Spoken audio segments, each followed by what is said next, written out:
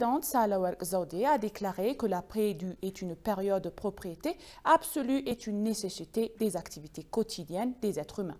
S'exprimant hier lors d'un événement organisé par le ministère de la Paix pour marquer la journée annuelle de la paix, elle a en outre souligné que la paix n'est pas moins précieuse que l'air que nous respirons. La présidente a souligné que chaque citoyen a le devoir de jouer une juste part dans l'effort national visant à assurer une paix durable en Éthiopie. La journée annuelle de la paix, qui tombe le 3e jour du 13e mois du Pagumé, unique en Éthiopie, est célébrée dans tout le pays avec un assortissement d'événements. Pendant ce temps, l'administration municipale d'Addis Abeba a marqué la journée en nommant la route de l'église Saint-Ouraël à la route de la paix Wallo Safar.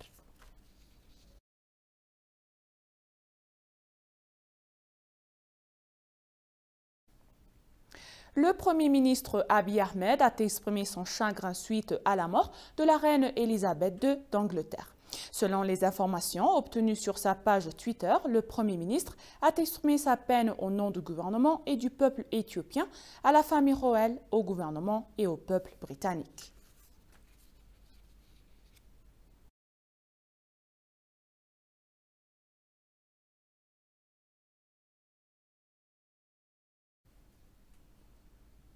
Les ambassadeurs du Japon et du Brésil, ainsi que le chef mission adjoint en Angleterre, ont souligné la nécessité d'un règlement pacifique et négocié du conflit dans le nord de l'Éthiopie pour mettre fin aux souffrances du peuple. Dans une interview exclusive avec l'agence de presse éthiopienne, l'ambassadrice du Japon en Éthiopie, Ito Takako, a déclaré qu'il était grand temps que le problème soit résolu par des moyens pacifiques. Selon Takako, c'est au peuple éthiopien de régler la question ensemble et de décider du format, comment le faire ou l'appliquer. L'Éthiopie a une longue histoire de vie commune. Nous espérons que vous parviendrez à régler le Pacifique, a-t-il indiqué. L'ambassadeur du Brésil en Éthiopie, Luiz Eduardo Vilarinho Pedroso, a déclaré pour sa part que le Brésil accueille favorablement toute initiative visant à régler les problèmes par la négociation. Selon lui, le Brésil est toujours favorable aux solutions négociées. Cela a été une devise de sa diplomatie, a-t-il dit, ajoutant qu'il accueille favorablement toute initiative qui pousse dans sa direction de négociation et atteint un résultat final pour que la paix et la stabilité en Éthiopie reviennent comme elles le méritent. Le chef de mission adjoint de l'Allemand, Heiko Nicheki, a déclaré que le problème ne peut être résolu par un processus qui est pacifique. Il convient de rappeler que le gouvernement éthiopien a créé un comité de paix et a déclaré prêt à des pourparlers n'importe quand, n'importe où et sans aucune condition préalable.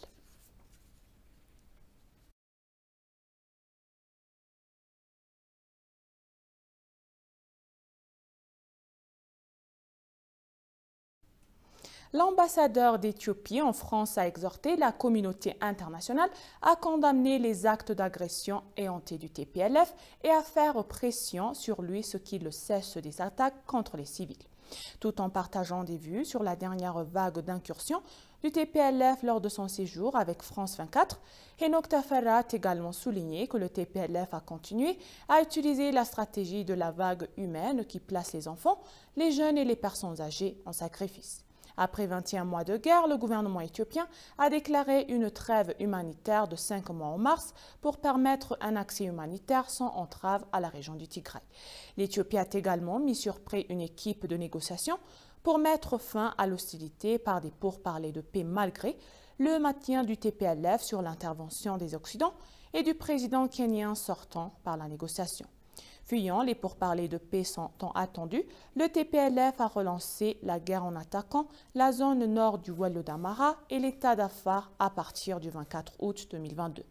S'adressant à France 24, l'ambassadeur d'Éthiopie en France, Enoch Tafara, a appelé la communauté internationale à condamner le TPLF et à exercer suffisamment de pression sur lui pour qu'il cesse ses attaques contre les civils.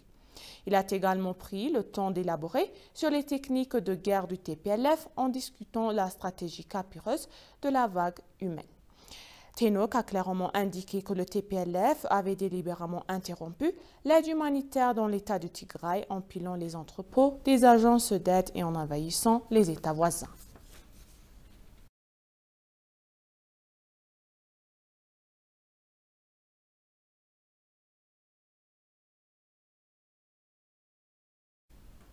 Le commissaire général de la commission de la police fédérale éthiopienne, Demellash Gabra Mikael, s'est entretenu hier avec le directeur général de la police nationale djiboutienne, le colonel Abdurrahman Ali, à Addis Abeba.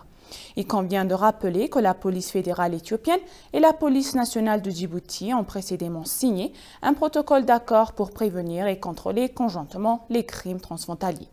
Dans le cadre de l'accord, les institutions policières des deux pays ont mis en place un groupe de travail conjoint sur la sécurité et évalué les activités qui ont été menées dans la zone transfrontalière et ont convenu de renforcer davantage les résultats obtenus jusqu'à présent. Au cours de leur discussion, les deux responsables ont évoqué le travail intensif effectué par les deux institutions pour extrader les criminels vers les pays respectifs. Les deux pays ont enregistré des résultats encourageants dans leurs actions contre la traite des êtres humains et le blanchissement d'argent, ont-ils déclaré, soulignant la nécessité de renforcer les activités conjointes de prévention de la criminalité en cours. En outre, les deux pays travaillent ensemble pour débarrasser la zone frontalière des deux pays de toute activité terroriste et d'autres activités criminelles.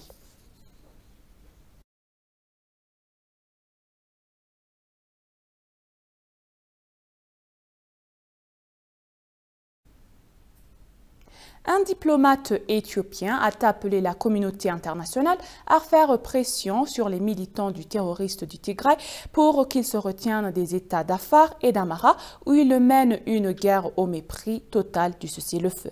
S'adressant à British Broadcasting Corporation BBC, l'ambassadeur d'Éthiopie au Royaume-Uni, Tafari Mellesse, a déclaré que le gouvernement avait pris une variété de mesures visant à ramener la paix, ajoutant que le TPLF avait paralysé le processus avec sa poursuite de la guerre et l'invasion qui a suivi. Selon Mellesse, le TPLF doit être contraint de venir à la table des négociations. Concernant l'allégation concoctée selon laquelle des troupes d'Éthiopie et d'Érythrée auraient commis un massacre au Tigray, Mellesse a révélé que les allégations ne sont pas pertinentes et n'ont jamais été prouvées.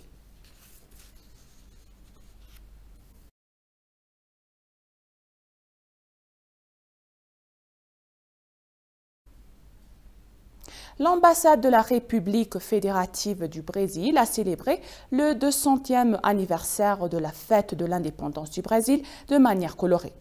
L'événement s'est tenu à la résidence de l'ambassadeur en présence de hauts fonctionnaires éthiopiens, de chefs de mission diplomatiques et d'organisations internationales, y compris d'honorables invités. S'exprimant à cette occasion, l'ambassadeur brésilien Luiz Eduardo a déclaré que son pays souhaitait renforcer davantage sa coopération avec l'Éthiopie dans les forums bilatéraux et multilatéraux.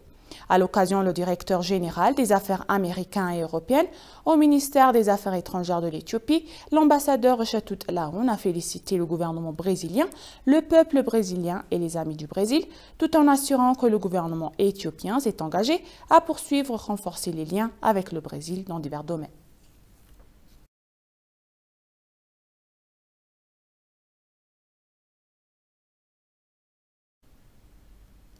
Et pour conclure le journal, dans un autre récit répéculatif dans les années 2014 qui se termine rapidement, nous examinerons de plus près pourquoi l'Éthiopie a enregistré une inflation record.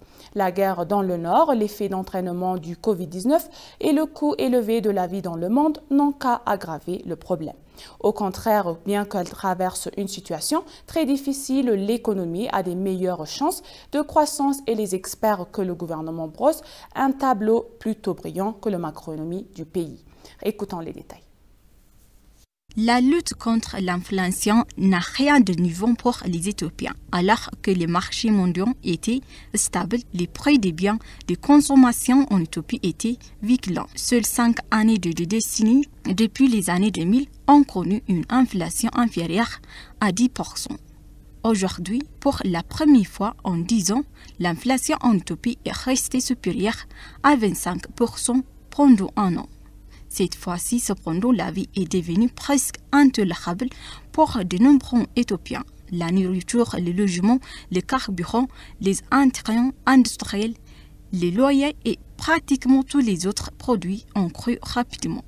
Les aliments de base tels que les huiles comestibles, les pains, les eaux minéraux et les laits deviennent rapidement inabordables pour la plupart. Depuis 2017, le gouvernement subit une dévaluation majeure. Au cours des 4 dernières années, la valeur du beurre a diminué de 126% par rapport au dollar. La dévaluation était une mesure politique prise par le gouvernement dans l'espoir de remédier à la pénurie de devises en réduisant l'écart entre les taux de change officiels et parallèles et en augmentant les recettes d'exportation et les investissements étrangers. C'est aussi une mesure politique souvent promue par les financiers internationaux, principalement la Banque mondiale et le FMI, dont les économistes de compte sont mécontents. C'était l'un des ajustements macroéconomiques que le gouvernement effectuait dans le cadre de la facilité de financement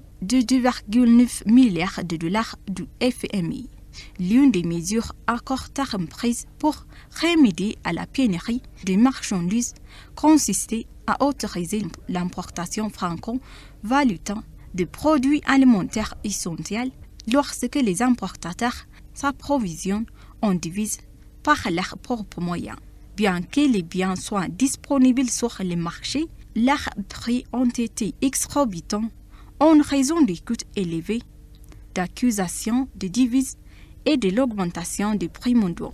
La guerre dans le nord contre le TPLF terroriste a entraîné un défi budgétaire plus large, résultant de coûts militaires et humanitaires élevés que le gouvernement a tenté de financer par les emprunts nationaux et une opération budgétaire en réduisant les projets d'investissement. Le gouvernement s'efforce toujours de réduire les coûts en réduisant les subventions. La plus grande subvention nationale, le carburant, devrait être supprimée progressivement.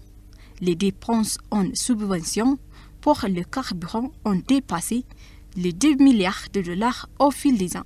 Les effets précipités de la participation du marché mondial ont commencé en 2020 avec l'apparition du Covid-19 qui a considérablement gonflé les coûts logistiques, ce qui se soit toujours sur les marchés intérieurs, alors que les pays commençaient à s'habituer à la nouvelle normalité. La guerre russo-ukrainienne a éclaté en février.